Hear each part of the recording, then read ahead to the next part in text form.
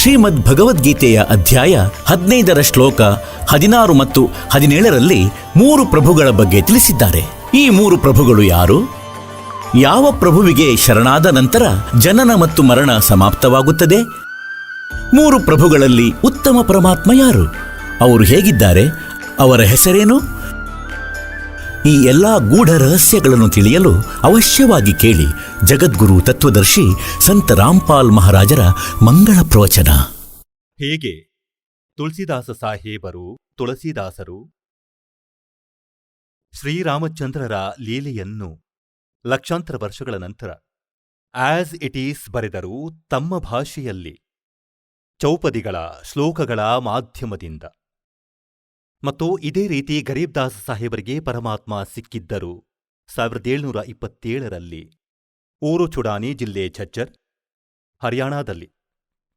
ಮತ್ತು ಅಲ್ಲಿಂದ ಅವರ ಆತ್ಮಕ್ಕೆ ಸತ್ಯಖಂಡ ಮತ್ತು ಮೇಲಿನ ಎಲ್ಲಾ ವ್ಯವಸ್ಥೆ ತನ್ನ ಶಕ್ತಿ ಸಾಮರ್ಥ್ಯ, ತನ್ನ ಸತ್ಯಲೋಕದಲ್ಲಿ ಆ ಮಾಲೀಕನಿರುವ 3ನೇ ಸ್ಥಾನದಲ್ಲಿ ಎಲ್ಲವನ್ನೂ ತೋರಿಸಿ ಅವರನ್ನು ಮತ್ತೆ ತಂದುಬಿಟ್ಟಿದ್ದರು ಮತ್ತು ಅವರ ಜ್ಞಾನಯೋಗವನ್ನು ತೆರೆದಿದ್ದರು. ಅವರಿಗೆ ದಿವ್ಯದೃಷ್ಟಿ ನೀಡಿದ್ದರು. ಆ ಹಿಂದಿನ ಘಟನೆಗಳನ್ನು ಗರೀಬ್ದಾಸ್ ಸಾಹೇಬರು ಅಲ್ಲಿಯೇ ಕುಳಿತು ನೋಡುತ್ತಾ ನೋಡುತ್ತಾ ಚಲನಚಿತ್ರದಂತೆ ನೋಡುತ್ತಿದ್ದರು ಹಾಗೂ ಹೇಳುತ್ತಿದ್ದರು ಮತ್ತು ಬರೆಯುವವರು ಬರೆಯುತ್ತಿದ್ದರು. ಆ ವಾಣಿಯನ್ನು ದಾಸನು ನಿಮಗೇ ಹೇಳುವನು. ಅದರಲ್ಲಿ ಎಷ್ಟು ಸುಂದರವಾದ ವಿವರಣೆ ಇದೆ. रामानंद आनंद में काशी नगर मंझारे देश द्राविड छोड़कर वो आए पुरी विचार. ಅಂದರೆ ಭಾರತ ವರ್ಷದಲ್ಲಿ ಈ ಕಾಶಿ ನಗರದ ಬಹಳಷ್ಟು ಮಹಿಮೆ ಇದೆ, ಬಹಳ ಪ್ರಾಚೀನ ಮಹಿಮೆ ಇದೆ. ಮತ್ತು ಕಾಶಿನಗರದ ಬ್ರಾಹ್ಮಣ ಜನರು ಮೋಸಗಾರರಾಗಿದ್ದರು. ಜನರನ್ನು ಭ್ರಮೆಗೊಳಿಸುತ್ತಿದ್ದರು, ಭೂತ ಪ್ರೇತಗಳ ಪೂಜೆಗಳನ್ನು ಹೇಳುತ್ತಿದ್ದರು, ತಂತ್ರ ಮಂತ್ರದ ಮೇಲೆ ಆಧಾರ ಮಾಡಿಬಿಟ್ಟಿದ್ದರು. ಮಹರ್ಷಿ ರಾಮಾನಂದರು ಬ್ರಾಹ್ಮಣರಾಗಿದ್ದರು. ಇವರು ಆ ಪವಿತ್ರ ನಗರದ ಪರಿಸ್ಥಿತಿಯನ್ನು ನೋಡಿ ಯೋಚಿಸಿದರು, ಅಲ್ಲಿ ಹೋಗಿ ನೆಲೆಸುವೆನು, ಈ ಜನರ ಕಲ್ಯಾಣ ಮಾಡುವೆನು, ಉದ್ಧಾರಗೊಳಿಸುವೆನು, ಇವರಿಗೆ ಬುದ್ಧಿ ಹೇಳುವೆನು, ವೇದಗಳು ಮತ್ತು ಗೀತೆ ಹಾಗೂ ಪುರಾಣಗಳ ಆಧಾರದಿಂದ ಇವರಿಗೆ ಸಾಧನೆ ಹೇಳುವೆನು. ಹೀಗೆ ಸ್ವಾಮಿ ರಾಮಾನಂದರು ಬಹಳಷ್ಟು ಸುಧಾರಣೆ ಮಾಡುವ ಪ್ರಯತ್ನ ಮಾಡಿದರು. ರಾಮಾನಂದರು ಅಲ್ಲಿಗೆ ಹೋಗಿ 1400 ಶಿಷ್ಯರನ್ನು ಮಾಡಿಕೊಂಡರು. ಹೇಗೂ ಅವರಿಗೆ ಜ್ಞಾನವಿತ್ತು. ತಮ್ಮ ಜ್ಞಾನವನ್ನು ನೀಡಿ ವೇದ ಮತ್ತು ಪುರಾಣಗಳನ್ನು ಪ್ರಚಾರ ಮಾಡಲು ಹೇಳಿದರು. 84 बंधन कटे किन्नी कल्प कबीरे, भवन 14 लोक सब ये टूटे जम जंजीरी. अंत कोट ब्रह्मंड में बंदी छोड़ कहाए, सो तो एक कबीरे हैं जननी जने नवाए. ಗರೀಬ್ದಾಸ್ ಸಾಹೇಬರು ಹೇಳುತ್ತಿದ್ದಾರೆ, ಏನೆಂದರೆ ಇವರು ಕಬೀರರು, ತಾಯಿಯಿಂದ ಜನಿಸಿರಲಿಲ್ಲ. अनंत कोट ब्रह्मांड में बंदी छोड़ कहाए. ಅನಂತ ಕೋಟಿ ಬ್ರಹ್ಮಾಂಡಗಳಲ್ಲಿ ಬಂದಿ ಛೋಡ್, ಬಂಧನಗಳ ಶತ್ರು ಅಂದರೆ ಪಾಪ ಕರ್ಮಗಳನ್ನು ನಾಶ ಮಾಡುವವರು ಕೇವಲ ಕಬೀರರು.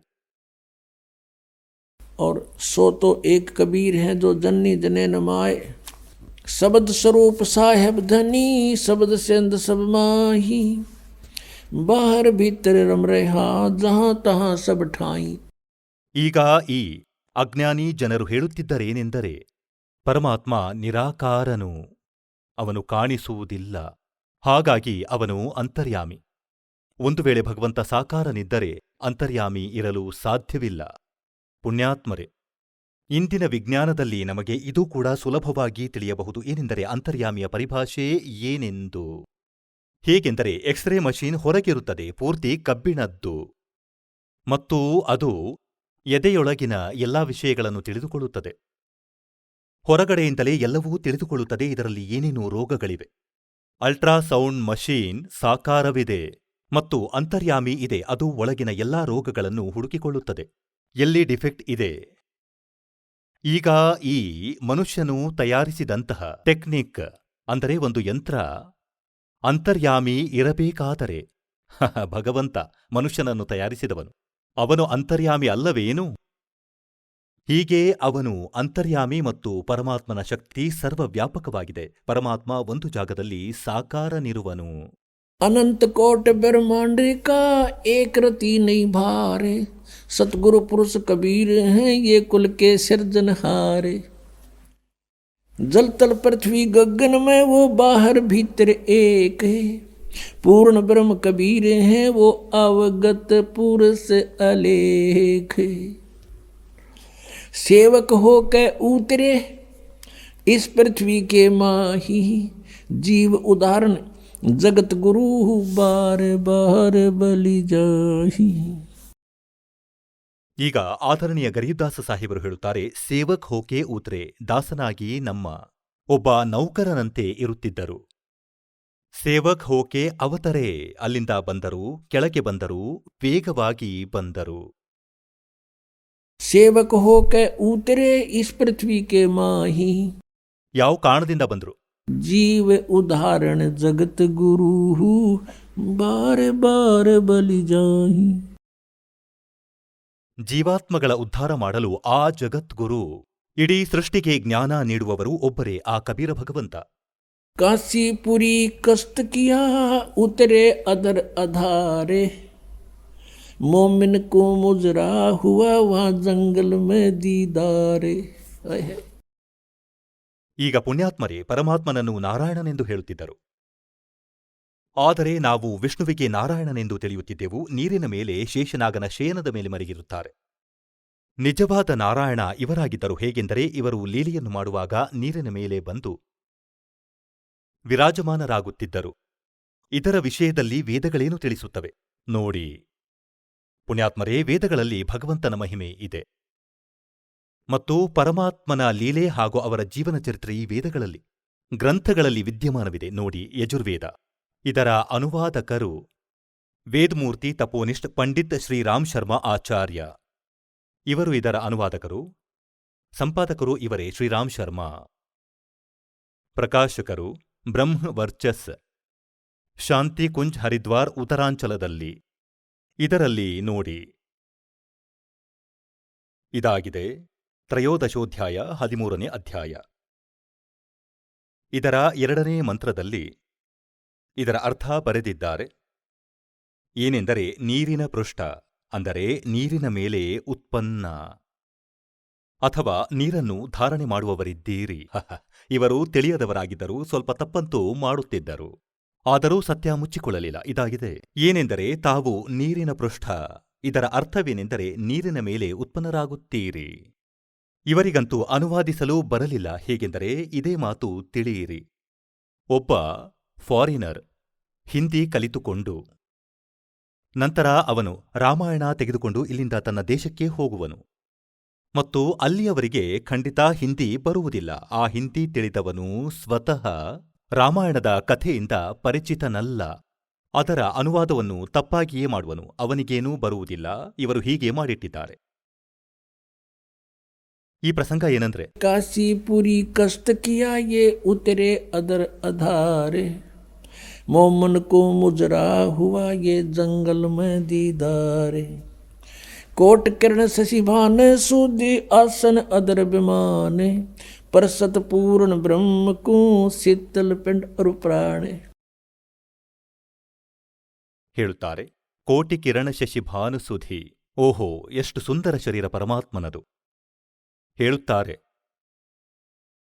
और परसत पूर्ण ब्रह्म को शीतल पिंड और प्राण है। ಆ ತಾಯಿಯು ಪರಮಾತ್ಮನನ್ನು ಬಾಲಕ ರೂಪದಲ್ಲಿ ಮಡಿಲಲ್ಲಿ ತೆಗೆದುಕೊಂಡಾಗ ಹೇಳುತ್ತಾರೆ, ಅವಳ ಆತ್ಮ ಮತ್ತು ಶರೀರ ಒಮ್ಮೆಲೇ ಶಾಂತವಾಯಿತು. ಅಂದರೆ ಎಲ್ಲಾ ತಾಪಗಳು, ಯಾವುದೇ ಸಂಸ್ಕಾರದ ಪ್ರಭಾವಗಳು ಅವೆಲ್ಲವೂ ಒಮ್ಮೆಲೇ ದೂರವಾದವು. ಭಗವಂತನು ಅಲ್ಲಿಗೆ ಬರುತ್ತಿದ್ದಂತೆ ಮತ್ತವಳಿಗೆ ತುಂಬಾ ಸಂತೋಷವಾಯಿತು. ಮೊದಲ ಖುಷಿಯಂತೂ ಮಗು ಸಿಕ್ಕಿತ್ತು. ಮತ್ತು ಭಗವಂತನು ಈಗ ಹಿಮದಂತೆ ಹಿಮದ ಮೇಲೆ ಕೈಯನ್ನು ಇಟ್ಟರೆ ಅದು ತನ್ನ ಪ್ರಭಾವ ತೋರಿಸುತ್ತದೆ. ಇದೇ ರೀತಿ ಪರಮಾತ್ಮ ಅಲ್ಲಿ ತನ್ನ ಪ್ರಭಾವವನ್ನು ತೋರಿಸುತ್ತಿದ್ದರು. ಅದರ ವಿಷಯದಲ್ಲಿ ಗರೀಬ್ದಾಸರು ಹೇಳುತ್ತಿದ್ದಾರೆ, गोद लिया मुख चूम कर हेम रूप झलकंते, जगर मगर काया करे जैसे दमक पद्म अनंत। ಎಷ್ಟು ಸುಂದರ ಶರೀರ ಪರಮಾತ್ಮನದು. ಗೋದಲಿಯ ಮುಖ ಚೂಮಕರ್ ಮುಖವನ್ನು ಚುಂಬಿಸಿದಳು, ಅಂದರೆ ಎಲ್ಲರೂ ತನ್ನ ಮಗುವನ್ನು ಮುದ್ದು ಮಾಡುವಂತೆ. ಮತ್ತು ಹೇಳುತ್ತಾರೆ, ಹೇಮರೂಪ ಝಲಕಂತ್. ಪರಮಾತ್ಮನ ಇಷ್ಟು ಸುಂದರ ಶರೀರ ಹೇಗೆಂದರೆ ವೈಟ್. ಈಗ ಹೇಮ ಅಂದರೆ ಹಿಮ, ಹೇಮ್ ರೂಪ ಹಿಮದಂತೆ ಸುಂದರ ಬಿಳುಪು. ಹೇಗೆಂದರೆ ಯಾರಾದರೂ ಬಟ್ಟೆಯನ್ನು ತರಲು ಅಂಗಡಿಗೆ ಹೋದಾಗ ಅವನಿಗೆ ಹೇಳುತ್ತಾರೆ ಸ್ನೋ ವೈಟ್ ಕೊಡಿ, ಅಂದರೆ ಹಿಮದಂತೆ ಬಿಳಿಯಾದದ್ದು. ಅದಕ್ಕಾಗಿ ಹೇಳುತ್ತಾರೆ ಹೇಮರೂಪ ಝಲಕಂತ್.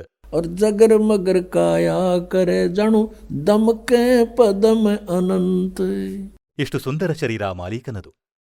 ಕೆಲವೊಮ್ಮೆ ನೀವು ನೋಡುತ್ತೀರಿ, ಯಾವುದೇ ಬಾಲಕನ ಅಥವಾ ವ್ಯಕ್ತಿಯ ಬಣ್ಣ ಬಿಳುಪಾಗಿದ್ದರೆ ಹೇಳುತ್ತಾರೆ ಇವನ ತೇಜಸ್ಸಂತೂ ಬೇರೆಯೇ ಇದೆ, ಇವನ ಮುಖದ ತೇಜಸ್ಸು ಬೇರೆಯಾಗಿದೆ. ಅದೇ ರೀತಿ ಮಾಲೀಕನ ತೇಜಸ್ಸು ಹೊಳೆಯುತ್ತಿತ್ತು. काशी उमटी गुल भया मोमिन का घर घेरे. कोई कह ब्रह्मा विष्णु है कोई कह इंद्र कुबेरे. ಕೆಲವರಂತೂ ಇವರ್ಯಾರೋ ದೇವರೆಂದು ಹೇಳುತ್ತಿದ್ದರು, ಏಕೆಂದರೆ ಇಂತಹ ಬಾಲಕನಂತೂ ನೋಡಿಲ್ಲ ಕೇಳಿಲ್ಲ. ಇಂತಹ ಶರೀರ ಮಾಲೀಕನದು. ಏಕೆಂದರೆ ಯಜುರ್ವೇದ ಅಧ್ಯಾಯ ಸಂಖ್ಯೆ 40 ಮಂತ್ರ ಸಂಖ್ಯೆ 8ರಲ್ಲಿ ಇದೇ ಪರಮಾತ್ಮನ ಇದೇ ಶರೀರದ ಮಾಹಿತಿ ಇದೆ. ಏನೆಂದರೆ ಕವೀರ್ ಮನೀಷಿ ಸ ಪರಿ ಆಗಾತ್. ಪರಿ ಆಗಾತ್ ಅಂದರೆ ಅವನೇ ಮೊದಲು ದೇಹವನ್ನು ಧರಿಸಿರುವವನು. ಮತ್ತು ಅವನ ಶರೀರ ಶುಕ್ರಂ ಅಕಾಯಂ ಅಸ್ನಾವಿರಂ ಸ್ವಯಂಭೂ ಪರಿಭೂ. ಆ ಪರಮಾತ್ಮನ ಶರೀರ ನಮ್ಮ ಹಾಗೆ ತಂದೆ ತಾಯಿಯ ಸಂಯೋಗದಿಂದ ವೀರ್ಯದಿಂದ ಆದುದಲ್ಲ. ಅವರ ಶರೀರವು ನಾಡಿರಹಿತ, ನಮ್ಮ ಹಾಗೆ ಈ ಪಂಚಭೂತಗಳಿಂದ ಆಗಿಲ್ಲ. ಅವರು ಸ್ವಯಂಭೂ ತೇಜಪುಂಜವಾದ ಶರೀರ ಮಾಲೀಕನದು. ಅದರ ವಿಷಯದಲ್ಲಿ ಇಲ್ಲಿ ಹೇಳುತ್ತಿದ್ದಾರೆ, काशी उमटी गुल भया ಕಾಶಿ ಜನರೆಲ್ಲರೂ ಉತ್ಸಾಹದಿಂದ ಸೇರಿದ್ದರು. और मोमिन का घर घेरे. ಮುಸಲ್ಮಾನನ ಮನೆಯನ್ನು ಸುತ್ತುವರಿದರು. कोई कह ब्रह्मा विष्णु है कोई कह इंद्र कुबेरे. कोई कह धर्मराय है कोई कहत है ईशे. 16 कला सुभान गति कोई कह जगदीश. भक्ति मुक्ति ले उतरे ये मेटन तीनों तापे. मोमिन का डेरा लिया उसको कहे कबीरा बाप. ಹೇಳುತ್ತಾರೆ, ಭಕ್ತಿ ಮತ್ತು ಮುಕ್ತಿಗಾಗಿ ಅವರೇ ನಡೆದು ಬಂದಿದ್ದರು. ನಮ್ಮೆಲ್ಲರ ಭಗವಂತ ಸತ್ಯಲೋಕದಿಂದ ಬಂದಿದ್ದರು. ಮೇಟನ ತೀನೋ ತಾಪ್. ಆ ಮಾಲೀಕನ ಭಕ್ತಿ ಮತ್ತು ಅವರ ಮೂಲಕ ನೀಡಲ್ಪಟ್ಟ ಮಂತ್ರಗಳಿಂದ ನಮ್ಮ 3 ತಾಪಗಳು ನಾಶವಾಗುವವು. ಈ ವೇದಗಳಲ್ಲಿ ವರ್ಣಿತ ವಿಧಿಗಳಿಂದ ಅಲ್ಲ. ಅವರು 5ನೇ ವೇದ ತಿಳಿಸಲು ಬಂದಿದ್ದರು. और मोमिन का डेरा लिया कहे कबीरा बाप. ಒಬ್ಬ ಮುಸಲ್ಮಾನನ ಮನೆಯಲ್ಲಿ ಡೇರೆಯನ್ನು ಹಾಕಿದರು, ಬಂದು ವಿರಾಜಮಾನರಾದರು ಮತ್ತು ಅವನಿಗೆ ತಂದೆ ಎಂದು ಕರೆದರು. ಆ ನೀರುಗೆ ಅಪ್ಪ, ಬಾಬು, ಬಾಪು ಅವರ ಭಾಷೆಯಲ್ಲಿ.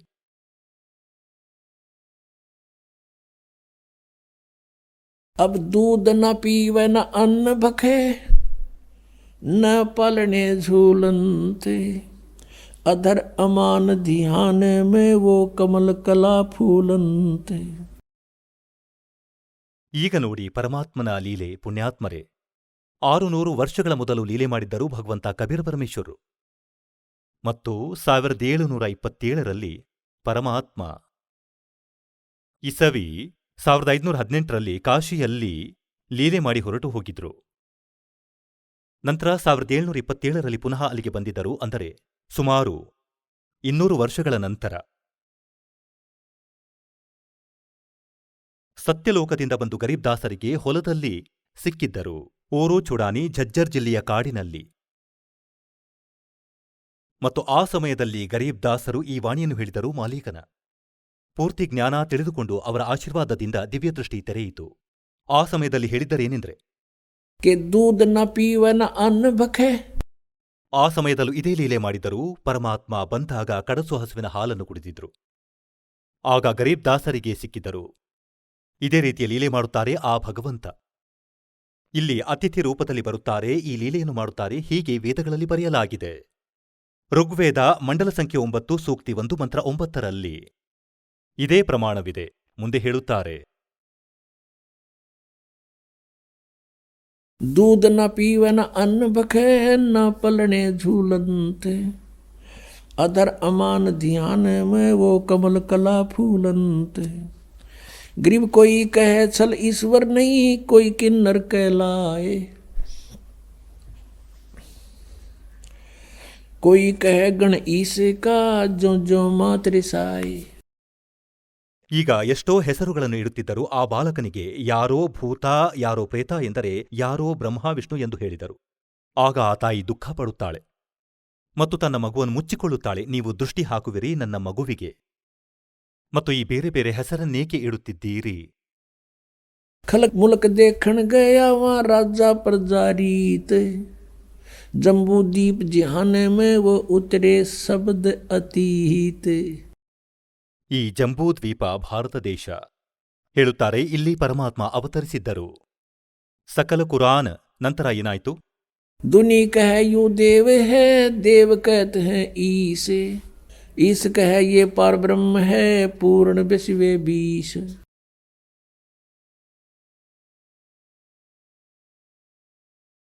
ಈಗ ಪುಣ್ಯಾತ್ಮರೇ, ಈಗ ಏನಾಗುತ್ತದೆ? ಪರಮಾತ್ಮ 25 ದಿನದವರಾದರು. ಏನೂ ತಿನ್ನುತ್ತಿಲ್ಲ, ಕುಡಿಯುತ್ತಿಲ್ಲ. ಈಗ ನೀಮಾ ನೀರೂಗೆ ಇನ್ನೊಂದು ಸಮಸ್ಯೆ ಎದುರಾಯಿತು. ನೀಮಾ ಹೇಳುತ್ತಾಳೆ ಏನೆಂದರೆ, ಈ ಬಾಲಕ ಸಾಯುವನು, ಹೇ ಭಗವಂತ, ಜೊತೆಯಲ್ಲಿ ನಾನೂ ಸಾಯುವೆ. ಈ ಮಗು ಈಗ ಸಾಯುವುದು, ಏಕೆಂದರೆ ಏನೂ ತಿನ್ನುತ್ತಿಲ್ಲ, ಕುಡಿಯುತ್ತಿಲ್ಲ. 2 ದಿನ ತಿನ್ನದಿದ್ದರೆ ತಂದೆ ತಾಯಿಗೂ ಊಟ ಮಾಡಲಾಗದು.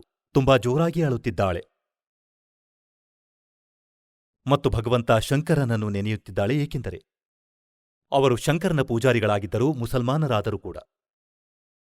ಮತ್ತು ಹೇಳುತ್ತಿದ್ದಾಳೆ, ಹೇ ಭಗವಂತ, ಹೇ ಭಗವಂತ ಶಿವನೇ, ಇವನನ್ನು ಕೊಡಲೇಬಾರದಿತ್ತು ಮತ್ತು ಕೊಟ್ಟು ಈಗ ಕಿತ್ತುಕೊಳ್ಳುತ್ತಿರುವೆ.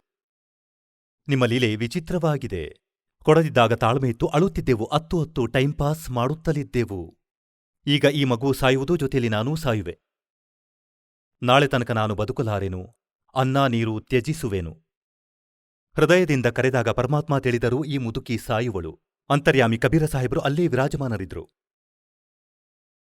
ಶಿವನಿಗೆ ಪ್ರೇರಣೆ ನೀಡಿದರು. ಏನೆಂದರೆ, ಯಾರೋ ಅಳುತ್ತಿದ್ದಾರೆ ನಿನ್ನನ್ನು ನೆನೆಸಿಕೊಂಡು. ಶಿವ ಭಗವಂತ ಅಲ್ಲಿಂದ ಸಾಧುರೂಪ ಧರಿಸಿ ಎದುರಿಗೆ ಬಂದು ನಿಂತರು. ತಾಯಿ, ಏಕೆ ಅಳುತ್ತಿರುವೆ? ನಿಮಾ ಹೇಳಿದಳು, ಭಗವಂತ, ಹೇ ಮಹಾತ್ಮರೇ, ನಾನು ಬಹಳ ದುಃಖಿಯಾಗಿರುವೆನು. ನನ್ನ ದುಃಖವನ್ನು ಕೇಳಬೇಡಿ, ನನ್ನನ್ನು ಅಳಲು ಬಿಡಿ. ಪುನಃ ಅವನು ಹೇಳಿದ, ತಾಯಿ ಹೇಳು, ನಮ್ಮ ದುಃಖವನ್ನು ಹೇಳುವುದರಿಂದ ಹಗುರವಾಗುತ್ತದೆ ಮತ್ತು ನನ್ನಿಂದ ಏನಾದರೂ ನಿನಗೆ ಸಹಾಯವಾದರೆ ಅವಶ್ಯ ಮಾಡುವೆನು. ಆಗ ಆ ತಾಯಿ ಎಲ್ಲಾ ಕಥೆ ಹೇಳಿದಳು. ಮೊದಲು ನಮಗೆ ಸಂತಾನವಿರಲಿಲ್ಲ. ಒಂದು ದಿನ ಭಗವಂತ ಶಿವನು ಈ ಮಗು ನಮಗೆ ನೀಡಿದನು. ಒಂದು ಕಮಲದ ಹೂವಿನ ಮೇಲೆ ಸಿಕ್ಕಿತ್ತು. ಈಗ 25 ದಿನಗಳಾದರೂ ಏನು ತಿನ್ನುತ್ತಿಲ್ಲ, ಕುಡಿಯುತ್ತಿಲ್ಲ. ಈಗ ಇವನೂ ಸಾಯುವನು ಮತ್ತು ನಾನೂ ಸಾಯುವೆನು. ಮಹಾತ್ಮರೇ, ಒಂದೇ ದಿನ 2 ಶವಗಳು ನಮ್ಮ ಮನೆಯಿಂದ ಹೋಗುವವು. ಆಗ ಸಾಧು ರೂಪದಲ್ಲಿರುವ ಭಗವಂತ ಶಂಕರನು ಹೇಳಿದನೇನೆಂದರೆ, ತೋರಿಸು ನಿನ್ನ ಮಗು ಎಲ್ಲಿರುವನು. ಮಗುವನ್ನು ಎತ್ತಿಕೊಂಡು ಬಂದಳು. ನೋಡಿದಾಗ ಎಷ್ಟು ಸುಂದರ ಶರೀರ, 1 ಲೀಟರ್ ಹಾಲು ಡೇಲಿ ಕುಡಿಯುವಂತೆ ಇಷ್ಟೊಂದು ಸ್ವಸ್ಥ ಶರೀರ. ಅವರಂತೂ ಅಮರ ಪರಮಾತ್ಮರಾಗಿದ್ರು. ತಾಯಿ ಯೋಚಿಸಿದಳು, ಶ್ರದ್ಧೆಯಿಂದ ಮಗುವಿಗೆ ಜೀವನ ದಾನವನ್ನು ಕೊಡಿಸಲು ಮಹಾತ್ಮನ ಚರಣಗಳಲ್ಲಿಡಲು ಬಯಸಿದಳು. ಹೀಗೆ ಇಡುತ್ತಿದ್ದಂತೆ ಪರಮಾತ್ಮ ಮೇಲಕ್ಕೆ ಬಂದು ಗಾಳಿಯಲ್ಲಿ ತೇಲುತ್ತಿದ್ದರು ಮತ್ತು ಶಿವನ ತಲೆಯ ಲೆವೆಲ್ಗೆ ಬಂದು ಸ್ಥಿರವಾದರು ಗಾಳಿಯಲ್ಲಿ. ಸಾಧುರೂಪದ ಭಗವಂತ ಶಿವ ಹೀಗೆ ಕೈಚಾಚಿದ್ರು. ಅವರ ಮಡಿಲಲ್ಲಿ ಬಂದರು. ಆಗ ಪರಮಾತ್ಮ, ನವಜಾತ ಶಿಶು 25 ದಿನದ ಮಗು ಹೇಳಿದ್ದೇನೆಂದರೆ, ಮಹಾರಾಜ, ಇವಳಿಗೆ ಹೇಳು, ಶಿವನೇ ಇವಳಿಗೆ ಹೇಳು, ಒಂದು ಕಡಸು ಹಸುವನ್ನು ತರಲು. ನಂತರ ಅದರ ಮೇಲೆ ತಮ್ಮ ಆಶೀರ್ವಾದ ಮಾಡಿದಾಗ ಅದು ಹಾಲು ಕೊಡುವುದು. ಒಂದು ಖಾಲಿ ಪಾತ್ರೆ ತರಿಸಿಕೊಳ್ಳಿ. ಕುಂಬಾರನ ಕಡೆಯಿಂದ ಹೀಗೆಯೇ ಮಾಡಲಾಯಿತು. ನೀರೂಗೆ ಹೇಳಿದರು, ನೀರು ನೀನು ಹೋಗು. ಸಾಧುರೂಪದಲ್ಲಿದ್ದ ಭಗವಂತ ಶಿವ ಹೇಳಿದ, ಒಂದು ಕಡಸು ಹಸು ಮತ್ತು ಒಂದು ಖಾಲಿ ಪಾತ್ರೆ ತೆಗೆದುಕೊಂಡು ಬಾ, ನಿನ್ನ ಮಗು ಹಾಲು ಕುಡಿಯುವನು. ಹೀಗೆಯೇ ಮಾಡಿದರೂ ಭಗವಂತ ಶಂಕರನು ಕೈಯಿಟ್ಟು ಆಶೀರ್ವಾದ ಮಾಡಿದ. ಆ ಕಡಸು ಹಸುವಿನ ಸೊಂಟದ ಮೇಲೆ ಕೈಯಿಟ್ಟರೂ ಕೆಚ್ಚಲು ಉದ್ದವಾದವು. ಮತ್ತು ತನ್ನಿಂತಾನೇ ಕೆಳಗೆ ಇಟ್ಟಿರುವ ಪಾತ್ರೆಯಲ್ಲಿ ಹಾಲು ಬೀಳಲಾರಂಭಿಸಿತು ಮತ್ತು ಪಾತ್ರೆ ತುಂಬುತ್ತಲೇ ನಿಂತು ಹೋಯಿತು. ಮಾಲೀಕನು ಕುಡಿದ. ಹಾಗಾದರೆ ಪುಣ್ಯಾತ್ಮರೇ, ಈಗ ಈ ಲೀಲೆ ಕೇವಲ ಕಬೀರ ಸಾಹೇಬರು ಮಾಡಿದ್ದಾರೆ ಮತ್ತು ವೇದಗಳಲ್ಲಿ ಬರೆಯಲಾಗಿದೆ. ಈಗ ನಿಮಗೆ ವೇದಗಳಲ್ಲಿ ಪ್ರಮಾಣೀಕರಿಸ್ತೇನೆ. ನಾವು ಭಗವಂತನನ್ನು ಗುರುತಿಸಬೇಕಾಗಿದೆ. ನಂತರ ಭಕ್ತಿಯಂತೂ ತುಂಬಾ ಸುಲಭವಾಗಿದೆ, ಏನೂ ಮಾಡಬೇಕಾಗಿಲ್ಲ. ಒಂದು ಬಾರಿ ನಿಮಗೆ ದೃಢ ವಿಶ್ವಾಸವಾಗಬೇಕು, ಕಬೀರ್ ಈಸ್ ಗಾಡ್. ಈ ಭಗವಂತನನ್ನು ಗಾಡ್ ಎಂದು ನಂಬುವುದೇ ನಮಗೆ ಕಷ್ಟವಾಗುತ್ತಿದೆ. ನಂತರ ಭಕ್ತಿಯು ಕಠಿಣವಲ್ಲ. ಇದು ನೋಡಿ, ಋಗ್ವೇದ. ಇದು ಎಲ್ಲಿಂದ ಮುದ್ರಿತವಾಗಿದೆ? ಇದರ ಪ್ರಕಾಶಕರು ಸಾರ್ವದೇಶಿಕ್ ಆರ್ಯ ಪ್ರತಿನಿಧಿ ಸಭಾ, ಮಹರ್ಷಿ ದಯಾನಂದ್ ಭವನ್, ರಾಮ್ಲೀಲಾ ಮೈದಾನ, ಹೊಸದಿಲ್ಲಿಯಿಂದ.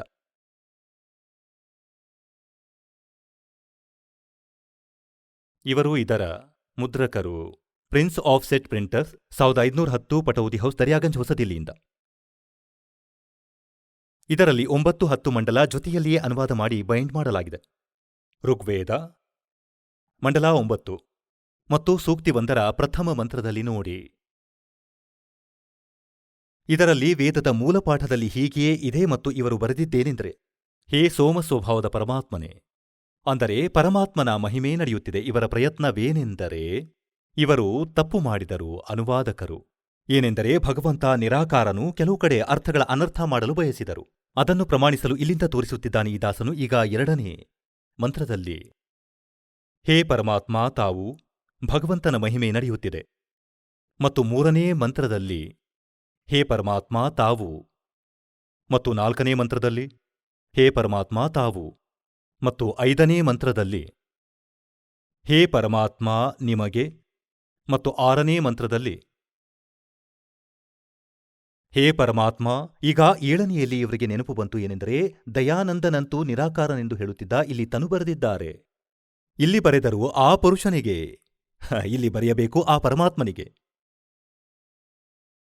ಮತ್ತು 8ನೆಯಲ್ಲಿ ನೋಡಿ, ಇಲ್ಲಿ ಬರೆದರು ಆ ಪುರುಷನಿಗೆ, ಇಲ್ಲಿ ಬರೆಯಬೇಕಾಗಿತ್ತು ಆ ಪರಮಾತ್ಮನಿಗೆ, ಪರಮೇಶ್ವರನಿಗೆ. ಈಗ ಈ ಕಾನ್ಸೆಪ್ಟ್ ಕೂಡ ಕ್ಲಿಯರ್ ಮಾಡುತ್ತೇನೆ. ಈಗ ವರ್ತಮಾನದಲ್ಲಿ ವೇದಗಳ ಗುತ್ತಿಗೆಯನ್ನು ಈ ಆರ್ಯ ಸಮಾಜದವರು ತೆಗೆದುಕೊಂಡಿದ್ದಾರೆ ಮತ್ತು ಮಹರ್ಷಿ ದಯಾನಂದನನ್ನು ಇವರು ಮಹಾವಿದ್ವಾನರೆಂದು ನಂಬುತ್ತಾರೆ. ಈಗ ವೇದಗಳ ಅನುವಾದವಂತೂ ಇವರೇ ಮಾಡಿದ್ದಾರೆ. ಒಂದು ವೇಳೆ ದಾಸನು ಮಾಡಿದರೆ, ಇವರು ಹೀಗೆ ಹೇಳುತ್ತಿದ್ದರು, ರಾಮ್ಪಾಲ್ನಿಗೆ ಸಂಸ್ಕೃತ ಬರುವುದಿಲ್ಲ, ಇವನು ಎಲ್ಲಾ ಸುಳ್ಳು ಹೇಳುತ್ತಾನೆ. ಈ ಮಹರ್ಷಿಯಂತೂ ವಿದ್ವಾನನಿದ್ದ.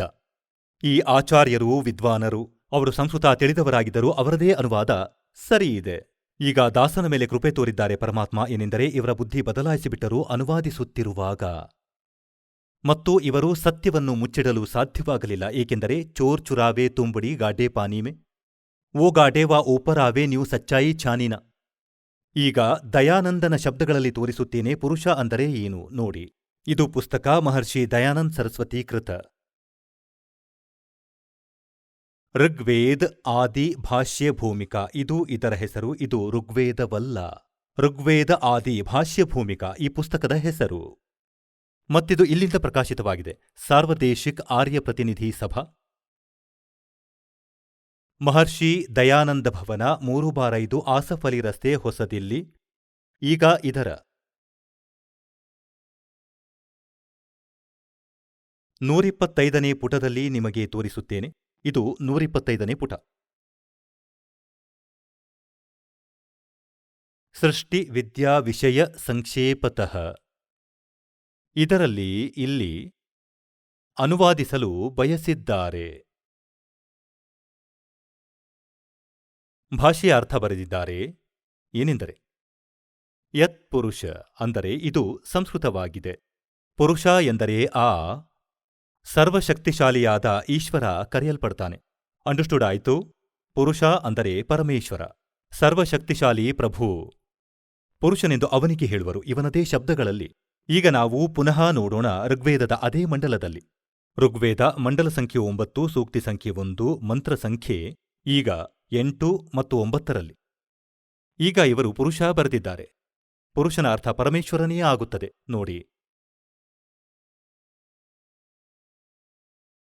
ಇದು ಋಗ್ವೇದ. ನಾವು ಪುನಃ ಓದ್ತಿದ್ದೇವೆ.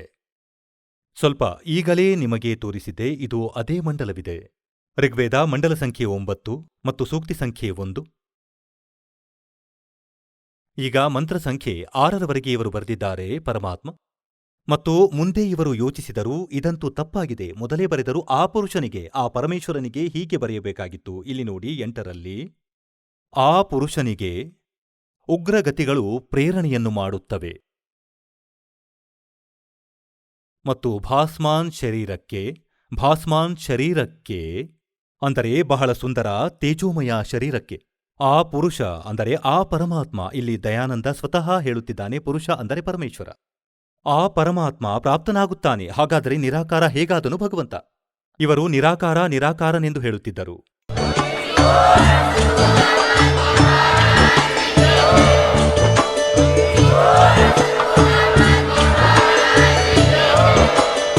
ನೀವು ಕೇಳಿದ್ದೀರಿ ಜಗದ್ಗುರು ತತ್ವದರ್ಶಿ ಸಂತ ರಾಮ್ಪಾಲ್ ಮಹಾರಾಜರ ಮಂಗಳ ಪ್ರವಚನ.